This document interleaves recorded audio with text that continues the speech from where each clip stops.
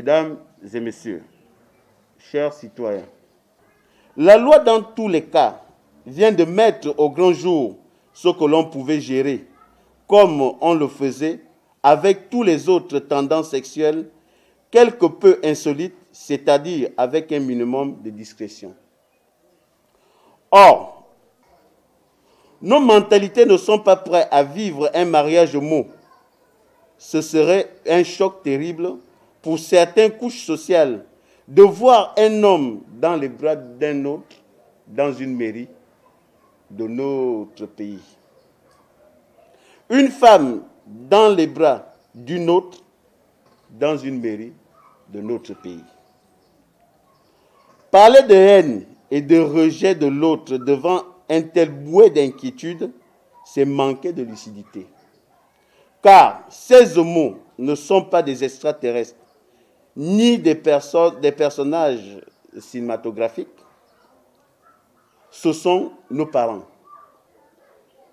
Et parmi eux, des leaders et des modèles pour le reste de la société. C'est pourquoi nous demandons à nos sénateurs, à nos honorables députés et aux membres de la Cour constitutionnelle de rejeter purement et simplement ce retrait de la loi sur la pénalisation de l'homosexualité au Gabon. Si nous existons, c'est par l'acte posé entre un homme et une femme.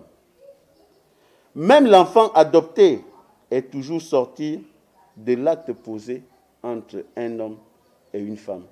Le contraire ne sera pas judicieux et ne sera que contre-productif et tuera tout simplement toutes les valeurs que nos aïeux nous ont inculquées, toutes les valeurs de notre culture que nous avions pris, et ça va tuer catégoriquement ce que nous sommes, l'identité même du Gabonais que nous sommes.